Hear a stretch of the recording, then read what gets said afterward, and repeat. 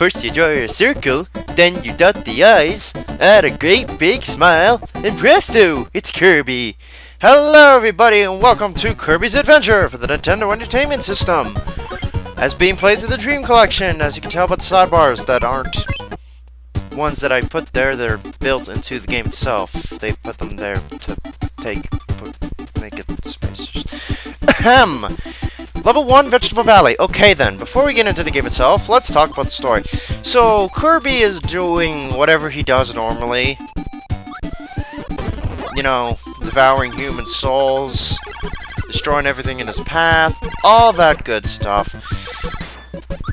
He hears that some weird stuff is going down at the Fountain of Dreams, so he decides to go over, excuse my tongue, being all twisted for a second there, and finds out that DDD is swimming in the fountain itself, and also discovered the Star Rod, which has inexplicably disappeared from the Fountain of Dreams, has been split into 7 pieces and scattered across Dreamland.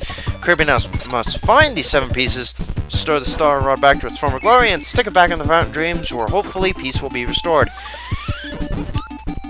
Hopefully. In air quotes. Because it's unlike. Anyway. So, this is the first game to feature copy abilities in the series. As you can tell, this is fire. It doesn't work underwater, like most power-ups in this game. Or copy. I'm going to alternate between those two terms for the record, copy abilities and power-ups, because, you know, same thing. Anyway, also this minigame, press A when it's at the very bottom to get the most out of the bonuses here. Otherwise, you won't. You want to be great. Now for our minigame! Yay, minigames! This here is the crane game. You hold the A, you press the A button, then hold it. And if you can get a big one, it's worth 2 1-ups. Small ones are worth 1. However, the big one is hard to get because you have to have it perfectly centered. Like, well, almost perfectly centered. It's slightly lenient on where you grab it, but you pretty much need to get it dead center. You know when you get it right if Kirby is looking up. If the Kirby is looking up. And if you're holding it by its feet, which you will see in a moment. Also, did I mention this is post-commentary? Yes. I'll get to that in a moment. Yeah, so if he's holding up his feet like that, then you didn't get it. You're not going to get it, likely. Boop. So yeah, this is post-commentary. Why is this post-commentary? Well, when I tried to record Kirby's Adventure like 4 months ago, possibly more than that, I didn't do a very good job. Because I was still trying to get into the swing of doing games that weren't on Game Gear, and also getting into the routine of doing Let's Plays again, because, yeah. So I decided to try post-commentary to see if it turns out better. And it sort of is-ish. I don't know, I need you guys' feedback on it, honestly. So, yeah. What else can I talk? Yeah, copy abilities. They're introduced in this game.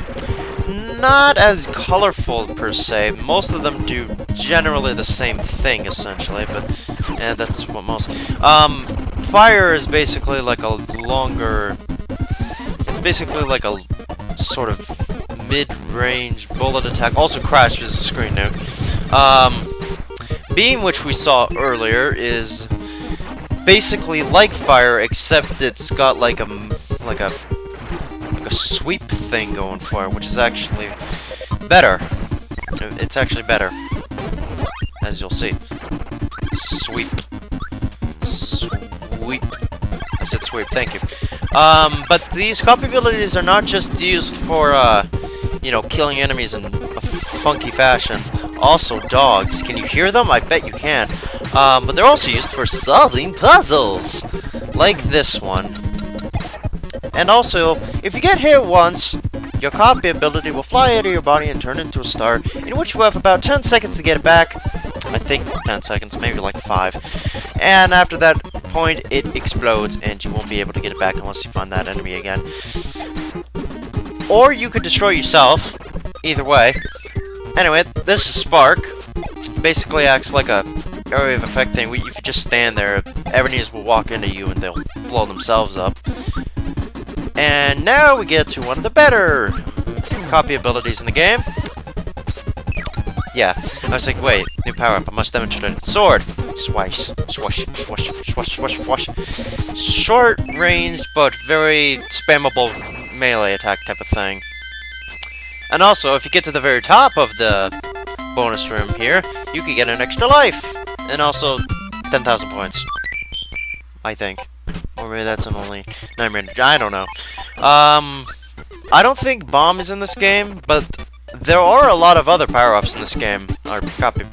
I'm sorry, I'm just used to the general terminology. Can you blame me? I play a lot of video games, it kinda happens. But yeah, there's a lot of copy abilities in this game, and some of them don't make reappearances in the later games. Either that or they get renamed to something else. But there are a lot of copy abilities in this game. In fact, I think there are, I'm not entirely sure on this, but I think there's actually more than in Kirby 64. Even though that game also had the combinable power-ups. I'm not sure if Dreamland 3 did that or not, but anyway. Fireball! What does it do? It's basically fire, but you can dash. Useful for speedrunning levels, or just getting through levels really fast, for reasons. Like I said before, most power-ups, or copy abilities, don't work in water. With the exception of a few. I think Needle does, maybe? I know Sword does for sure, so that's another reason to try to get Sword whenever you have the chance. But yeah, we won't be seeing much of the puzzle solving, quote-unquote, because, you know, Kirby games, they have to be a bit easy, until I think about World 3. So yeah, don't expect to get too invested into those anytime soon. Anyway, I mean, you can think about it, unless you played this game before and you know what puzzles I'm talking about. Anyway.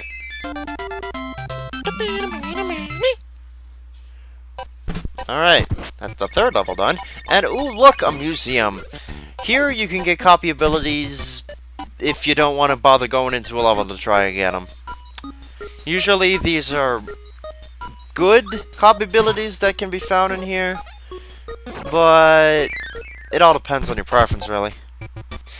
You will need to go back to some of these museums if you need to solve certain puzzles. Sword is not one of them, for the record.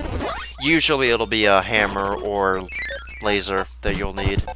In fact, those are the two most needed power-ups in the game, and they're a bit difficult to get, honestly.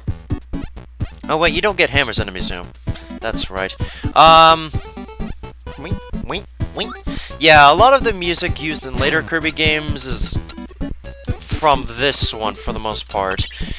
Save Green Greens and the DDD theme. Those were from the first game, obviously. But yeah, a lot of themes from this game are used in later Kirby games, or at least referenced. Anyway, this guy.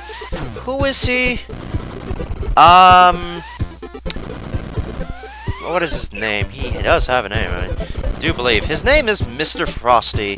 He is a walrus thing that throws ice blocks at you, and in order to defeat him, you must swallow them, spin them back at him. What do you get for defeating Mr. Frosty? Freeze! Which basically works like Spark, except instead of just killing enemies, or possibly damaging them, they turn into ice cubes, which you can push into other enemies, destroying them as well. Rather effective, but, I don't know. I much prefer the other half to this sort of combined power, which is freeze. We'll see that later on. I don't know why you get freeze first or not. Did I say freeze? I meant ice. I'm sorry, ice. Yeah, this is a combination of freeze. Yeah, forget about it. Combination of freeze. No, stop saying freeze. It's a combination of spark and ice. God, jeez, can you stop saying freeze? Chill out. There, I got that out of my system. I needed to. It was a requirement. It was a much well-needed requirement. And who is this mysterious creature that I see before me? Why did he give me an invincibility, Poppylop? Poppylop? No, Lollipop. What's a Poppylop? What is a Poppy? You're making up words as you're going along, aren't you? Jeez. Yeah. Not sure if this invincibility theme is different or not. I get the feeling that it is, but I'm not entirely sure. Pretty sure it is, though. Oh, I don't think we're gonna be going up there all that often. That might be me, though. Anyway, it's time for the boss. As tradition would require it, it's Wispy Woods. How do I know it? It's a Kirby game. Every first boss must be Wispy Woods. It's a fact. And also, a law. So yeah, Wispy Woods.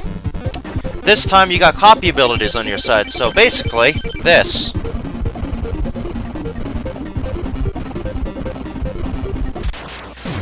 Yeah, he's a bit easy, isn't he? And people say Cutter was broken against this guy.